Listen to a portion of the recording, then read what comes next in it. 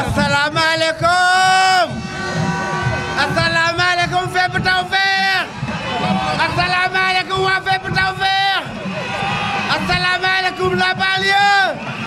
asalaamaaleykum la Sénégal asalaamaaleykum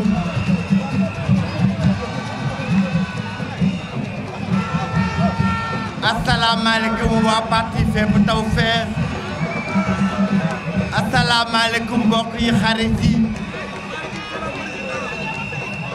asalaamaaleykum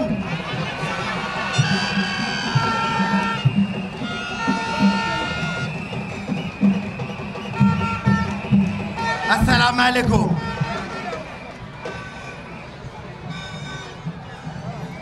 ñi ngi nuyu ñëpp di ziare ñëpp di am kontante tey di bis bu màgg ci parti fépp Tawfekh ndax tey parti fépp Tawfekh xëy ci suba def son congrès d'investiture ci ngoon gi ñu ñëw fii ci Pikine pour def la restitution jàkkaarloo ak peuple sénégalais à travers nos amis journalistes pour waxtaan leen la nga xam ni moo jóge ci congrès bi du ma dellusiwaat ci nuyu ndax le secrétaire général du parti Mamadou Diallo jaar na ci léegi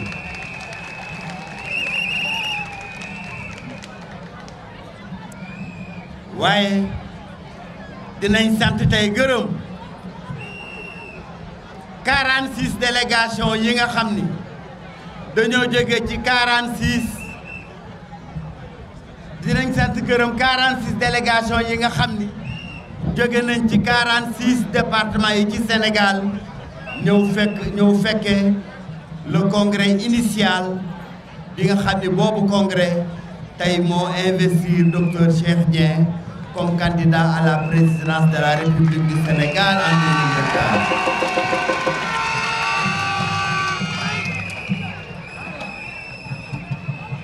sama intervention bëgguma mu gudd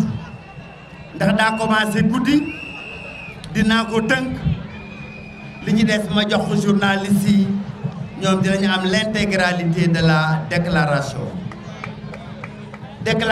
bi di ñaar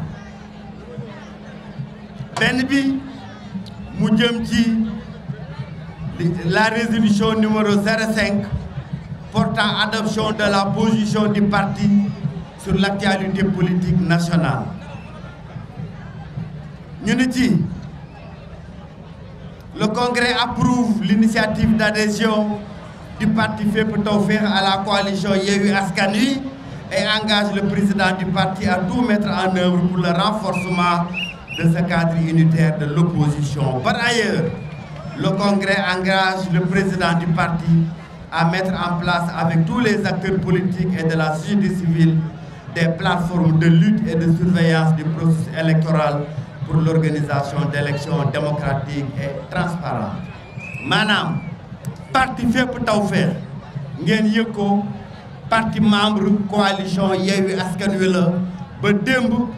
participé naa à la conférence des leaders de la coalition Yewwi Askan Wi bañ ci jógee ñu ni congrès bi nee na président parti bi docteur Cheikh Dieng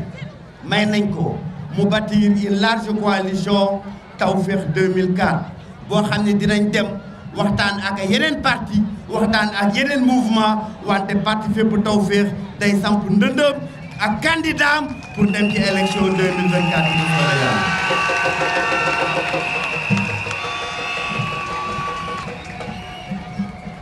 Sur la question du processus électoral, le Congrès a pris acte des nombreuses violations du processus électoral enregistrées sous les mandats du président sortant Macky Sall. Et considérant les nombreuses entraves à des élections démocratiques et transparentes, dont le premier jalon est le refus du pouvoir d'organiser la révision ordinaire des listes électorales comme demandé par l'article L37. Sur la question des candidatures aux élections présidentielles de 2024, Le Congrès, après avoir apprécié les troubles sociaux politiques actuels, notamment l'instrumentalisation de la justice et des forces de sécurité avec les arrestations abusives, les privations de liberté injustifiées, les entraves aux libertés individuelles et collectives de leaders politiques, de membres de partis de l'opposition et de membres de la société civile. Le Congrès reste convaincu que tous ces stratagèmes n'ont qu'un seul but, sélectionner selon le bon vouloir du président Macky Sall les candidatures à l'élection présidentielle du 25 février 2024, comme le président Macky Sall l'avait fait lors des élections de 2019 et de 2021. Par ailleurs, le Congrès engage tous les militants à mener la bataille d'une élection présidentielle de 2024 inclusive de tous les Sénégalais qui ambitionnent de diriger ce pays. Et le peuple décidera souverainement. Considérant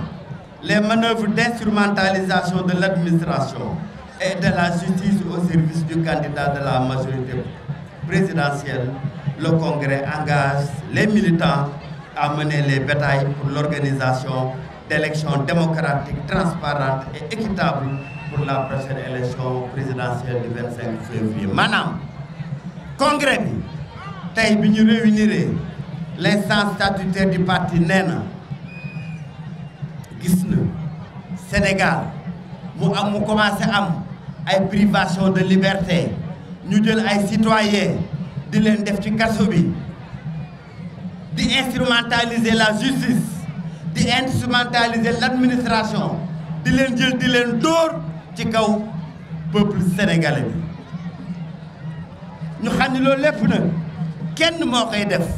mooy président Macky Sall mi nga xam ni daa bëgg toroxal képp kuy candidat utiliser justice ba moom mooy tànn mooy seppi candidat yi mu bëgg a demal élection wante beneen candidat boo xam ne bëggul nga dem élection mu utiliser administration ba mu utiliser l'instrument de la justice pour faagaagal ñu ni tamit ci kaw loolu ñun dañuy ñaan suñuy militants tous les militants du parti Fépp Tawfekh ñu daal di taxaw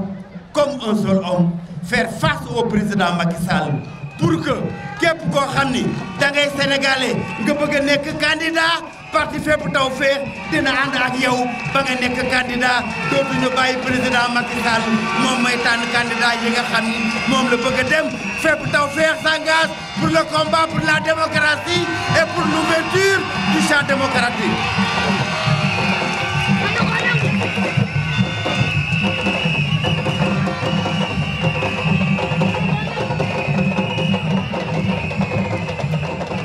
Sur la question du troisième mandat du président sortant Macky Sall, kay tëgg may mu tuuti basa basa. Sur la question de la troisième candidature éventuelle du président sortant Macky Sall, le parti Fraternité et Éthique pour le progrès et la prospérité Fépp Tawfekh considère que cette éventuelle troisième candidature porte atteinte au droit, à la morale et à la sécurité publique. Le parti Fépp Tawfekh imputera au président sortant Macky Sall toutes les conséquences qui pourraient découler de sa déclaration de candidature illégitime et illégale. C'est pourquoi le Congrès engage tous les militants de Fépp Tawfekh à se tenir debout pour obliger le président sortant Macky Sall à respecter la Constitution sur le nombre de mandats qui ne souffre d'aucune ambiguïté et qui est limité à 2 mandats de président Macky Sall jeexal na ñaari mandat maanaam congrès bi nee na ñun d'accorduñu tey d'accorduñu ëllëg ci troisième candidature président Macky Sall candidature la boo xam ni bu subaa lépp lu mu jur ci ay jiixi jaaxa ci réew mi le président Macky Sall xam ni moom mooy le seul instigateur de ces troubles-là ndax amul droit def troisième candidature boobu candidature yelluwul àndul ak moral àndul ak droit àndul ak légalité lépp loo xam ni nag bu subaa juddu na ci nañ xam ni président Macky Sall moom mooy le seul responsable de trouble yi nga xam ni candidature yi mën na koo indi moo tax congrès bi nii day ñaan tous les candidats tous les militants de fépp Tawfekh ñu taxaw aux côtés de l'opposition taxaw aux côtés de la société civile taxaw aux côtés du peuple sénégalais pour faire barrage à cette candidature illégitime et illégale du président Macky Sall en 2024 loolu mooy résolution bi nga xam ni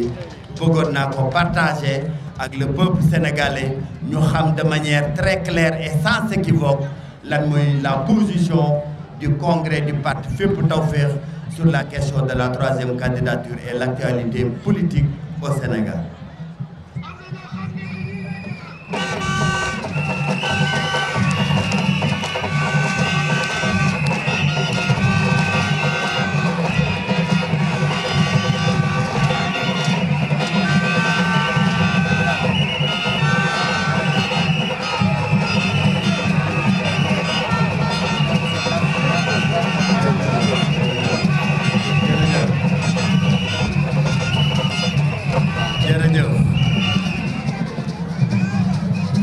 ni ko secrétaire général waxee léegi biñ jógee ci boobu résolution jàll nañ ci résolution bu mujj bi moo ni parti Fépp Tawfekh investir na docteur Cheikh Dieng pour mu nekk son candidat à la présidentielle kon docteur Cheikh Dieng tey mooy endossé programme bi nga xam ne tamit parti Fépp Tawfekh dafa lëlu bindu ko biñ ko bindee ba pare ñu woo suñu parti ñu partagé ko ak ñoom ku nekk indi ci sa xel ak sa xalaat dégg ngeen temps yi passé ñii tëgg ci ginnaaw s'il vous plaît dégg ngeen temps yi passé délégation Fépp Tawfekh wër Sénégal dem ci les différentes franges socio-économiques ni leen parti Fépp Tawfekh lii la xalaat ci liy metti ci Sénégal lii la xalaat ci jàngoro ji nga xam ne war na ko indi ñu dem ci askan wi dem ci mécaniciens yi dem ci pêcheurs yi dem ci agriculteurs yi dem ci éleveurs yi dans le Jolof dem ci maraîchers yi dans les Niayes ni leen yii solution le parti Fépp Tawfekh di proposer ñoom tamit ñu wax ñu ci seen xel ak seen xalaat am loo xam ni dañ ko cee yokkulu am loo xam ni dañ ko ciy dindi bañ ko defee ñu seggaat la nga xam ni moom la askanu Sénégal wax ci sunu programme loolu moo indi programme bii nga xam ni tey Fépp Tawfekh moom lay présenté à l'occasion de son congrès d'investiture devant le peuple sénégalais muy kon une démarche inclusive muy une démarche de proximité muy une démarche participative boo xam ni Fépp Tawfekh daf koo def bi nga xam ni moom la di élaborer le programme de gouvernance économique et sociale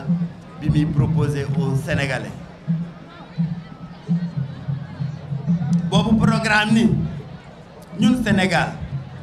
am nañ toutes les conditions yi nga xam ni dafa war a tax ñu am une agriculture boo xam ne agriculture bu mucc ayib la maanaam bu ñu nee agriculture mooy wàllum napp mooy wàllum mbay mooy wàllu càmm mais ñun agriculture dañ cee boole yooyu produit nga soppali ko maanaam l'agroalimentaire dañ ko boole sur le champ de l'agriculture toutes les conditions am nañ ko au Sénégal moo tax Fépp Tawfekh dafa bëgg a jël secteur primaire def ko le moteur de l'économie de développement économique et social boobu programme la ñu engagé wu à partir du 25 février 2024 incha allah nuñ koy defee dañuy jël benn projet de transfert d'eau maanaam le fameux canal du Cayor wante bi yoon moo am ñetti tànk jógee fleuve du Sénégal ñëw ba Tivaouane ñu bëgg ci aménager 500 000 hectares de part et d'autre de ces 3 canalisations ñu ni Sénégal am na ndox bu baree bari bu nekk ci suufi tànk ndax li nga xam ni mooy rek le Maastrichtien am na près de 150 milliards de mètres cubes bu ndox fépp taw féex ni dina defar 3000 forages à travers le Sénégal 3000 forages yoo xam ne dañ ko destiné à l'agriculture et l'alimentation en eau potable des ménages ñu bëgg cee bay 3000 hectares yoo xam ni day nekk bayu noor ak bayu nawet ñu ni loolu dinañ ko def au travers de 200 000 fermes fépp taw féex 200 000 fermes taw féex yoo xam ni jeunes yi ndaw yi nga xam ni tey la seule perspective bi leen président Macky Sall jox mooy dawal Jakarta wala dawal charrette ñu ne ñooñu yooyu ndaw dinañ leen aménager 200 000 fermes boo gisee ferme bu nekk mën a jël liggéeyante 8 ba 10 travailleurs jeunes nga xam ni kon le fépp Tawfekh s'engage à créer plus de 2 millions d'hectares 2 millions d'emplois dans le secteur agricole. C'est un engagement ferme de fépp Tawfekh à partir de 2024 Inch'Allah. Fépp Tawfekh s'engage également à atteindre l'autosuffisance en riz et la sécurité alimentaire au terme des 5 années de gouvernance, c'est-à-dire dans l'espace 2024-2029. Nous en avons l'ambition et nous avons les moyens d'atteindre cet objectif. Fépp Tawfekh s'engage également pour l'autosuffisance en production de cultures fourragères, parce que l'élevage est un domaine prioritaire qui malheureusement ne mobilise pas plus de 2% du budget national. Fépp Tawfekh s'engage à faire un secteur productif. Fépp Tawfekh s'engage également à l'horizon 2029 à redynamiser la filière coton et la création d'industries textiles et enfin le renforcement des services agricoles.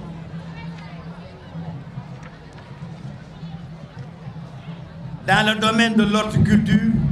Fépp Tawfekh s'engage à l'horizon 2029 dans le champ de l'horticulture pour la création d'unités de conservation, de transformation suffisante de produits horticoles et l'autosuffisance en oignons, en carottes et en pommes de terre. maanaam dinañ taxaw ci wàllu agroalimentaire ba lépp loo xam ne Sénégal daf koy bay ñu koy man di ko bay noor di ko bay nawet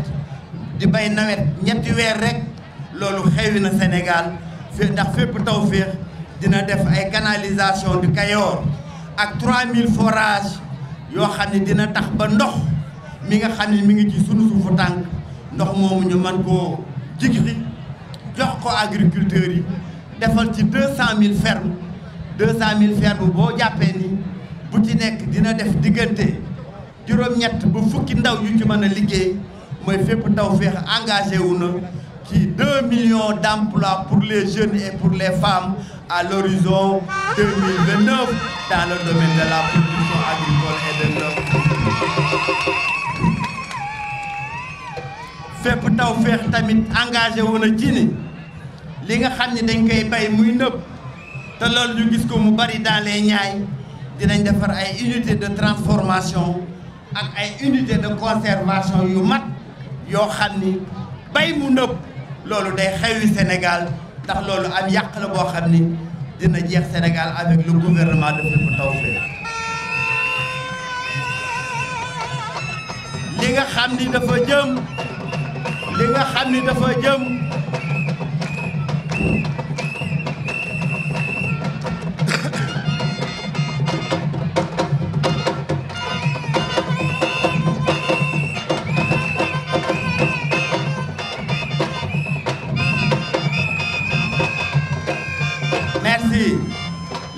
ne dafa jëm ci wàllu napp gi Fépp Tawfekh s'engage à restituer la mer aux pêcheurs locaux ainsi que les terres spoliées aux communautés locales. Fépp Tawfekh s'engage sur la création d'au moins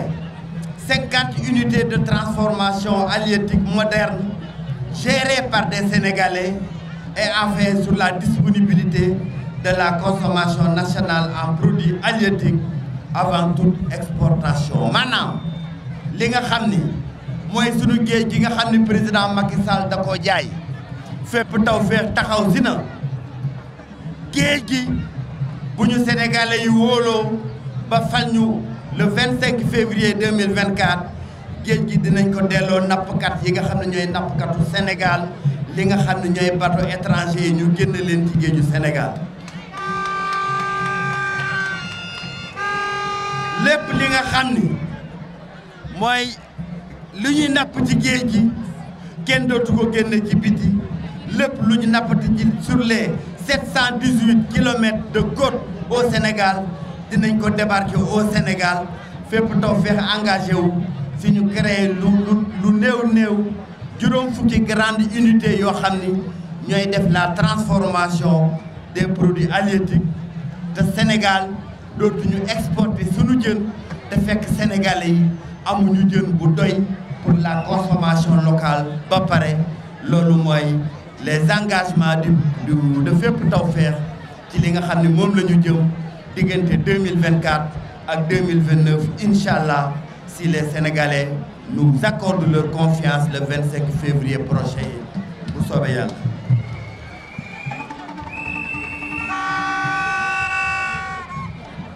ci li nga xam ni moo jëm si la maîtrise de l'eau et de l'énergie productive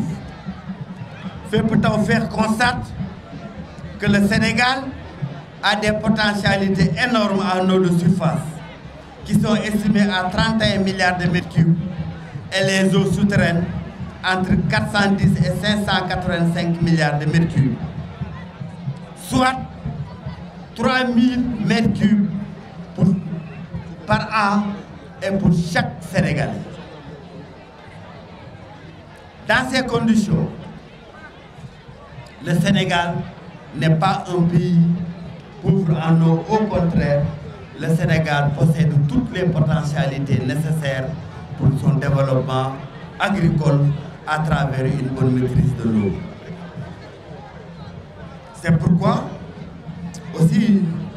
pensant à la sécurité énergétique, le Sénégal se caractérise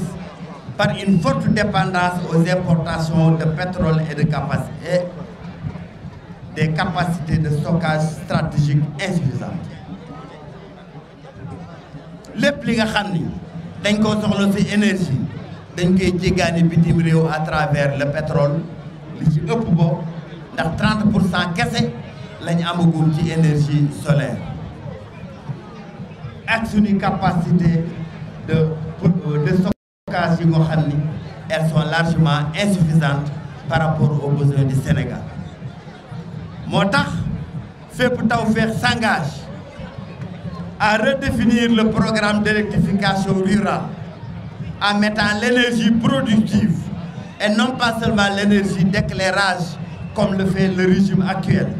mais de mettre l'énergie productive au cœur du développement de l'électrification rurale, c'est-à-dire une énergie qui est capable d'aider le paysan à cultiver une énergie de production. C'est une énergie qui fait tourner les machines pour la transformation des productions agricoles.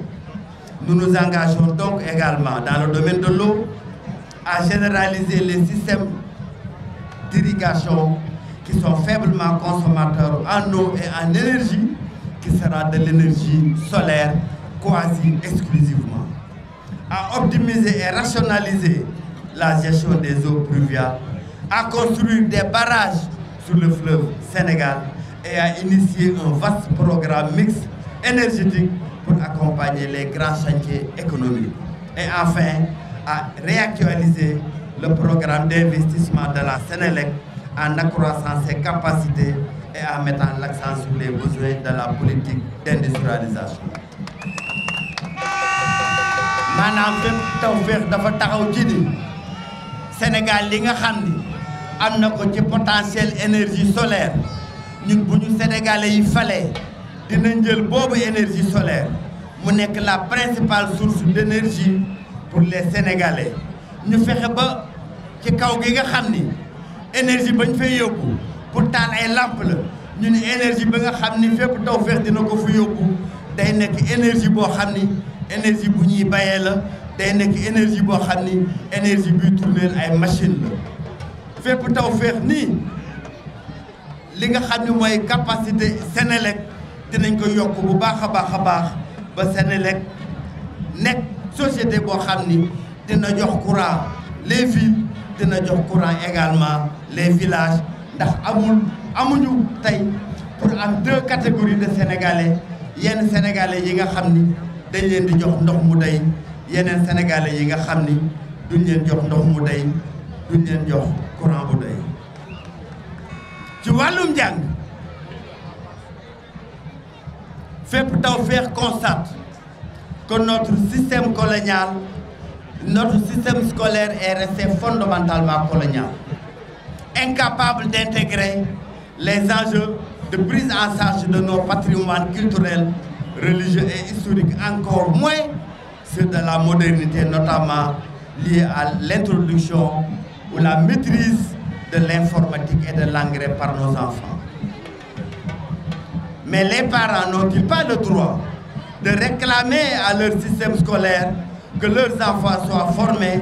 selon les valeurs de culture et de religion fondatrices de la société de demain que nous voulons? Fépp Tawfekh s'engage à apporter des réformes profondes qui ont pour objectif de passer de l'école française à une école véritablement sénégalaise, une école sénégalaise qui intègre nos valeurs de civilisation, nos valeurs de culture et nos valeurs de religion. Fépp Tawfekh s'engage de ce point de vue à rendre effectif l'enseignement religieux dans les écoles à partir de la case des tout-petits jusqu'à la terminale. Que cela soit le Coran, le catéchisme et les pratiques religieuses. Sur l'effectivité de l'enseignement des langues nationales et de l'anglais qui seront généralisées à partir du primaire. Fépp Tawfekh s'engage sur l'effectivité de l'enseignement des TIC à partir du cycle primaire. Fépp Tawfekh s'engage sur la prise en charge des daara dans le système éducatif et l'effectivité du Serigne Dara. Maanaam Fépp Tawfekh ñu ni si les Sénégalais nous font confiance à partir de 2024 sunu njàng yi nga xam ni dañ koy jàng ci école yi daan école française boobu dinañ fexe ba mu nekk école sénégalaise nag muy école boo xam ni dañ fay jàng sunu culture école boo xam ni dañ fay jàng sunu religion école boo xam ni dañ fay jàng sunu caada ñu ni kon xale bi bu nekkee ndaw ñetti at mu dugg case des tout-petits ba kere muy dem terminal à 20 ans xale bi dina jàng alxuraan ci école ba dina fa jàng catéchisme dina fa jàng tamit diineem moo xam diine l'islam la moo xam diine chrétien la ndax jàngu diine boobu moo tax ñuy tabax beneen façon citoyen bu bees bu bokkut ak citoyen bi ñu xam. Fépp Tawfekh s'engage de ce point de vue à ce que tamit li nga xam ne mooy daara yi ñu gën leen a dooleel ndax Sénégal bu nekk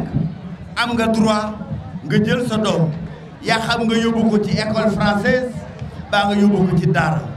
kon état du Sénégal daa war a tëddee jaxanaay li nga xam ni moom lay def ci xaalis ci wàllu daara yi mu def xaalis bu toll noonu ci wàllu école yi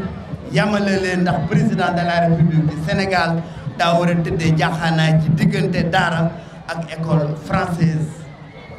moo tax ñu ni kon ñun waa Fépp Tawfekh dinañ fexe ba yooyu daara ñu doole leen ba xale yi ci nekk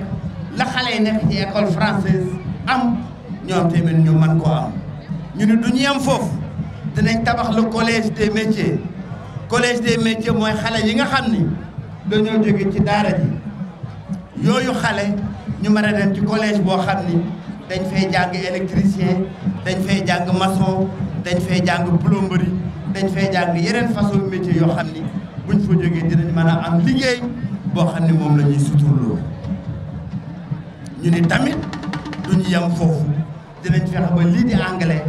lii di les informatique lii di les TIC ñu gën koo dooleel ci njàng mu sew mi collège des métiers bi ma wax foofu lay daanelee parce que mi ngi commencé guddi et je crois qu'avec les journalistes nous aurons l'occasion de développer sur l'ensemble des autres activités du parti. Collège des métiers boobu ma wax mooy façon collège yoo xam ni sunu doom yi seen am njàng bëtul maanaam amuñu bac bu ñu dem université nga xam ni dañuy nekk ñuy taxawal ci mbedd mi fépp Tawfekh dina leen récupérer dugal leen ci collège des métiers yooyu ñu jàng ay métiers yoo xam ni bu subaa dinañ ci mën a am liggéey kasaalika noonu tamit ñi nga xam ni ñooy jóg jàng ñu école ñu def leen ay apprenti yooyu ndaw dinañ leen dugal ci dinañ leen bàyyi buñ jàngee apprenti mécanicien jàng apprenti chauffeur jàng apprenti électricien jàng apprenti plombier ba wàcc entreprise ba ñu liggéeyee ñu récupérer leen dugal leen ci collège des métiers ndax ñu am une nouvelle formation qualifiante qui leur permet que ci seen formation apprenti ba ñu jàngoon ñu am ci les nouvelles technologies ñu am ci les nouveaux la modernité dans les métiers qu'ils ont appris loolu nekk na une révolution que fépp Tawfekh entend apporter dans le système éducatif à travers le collège des métiers.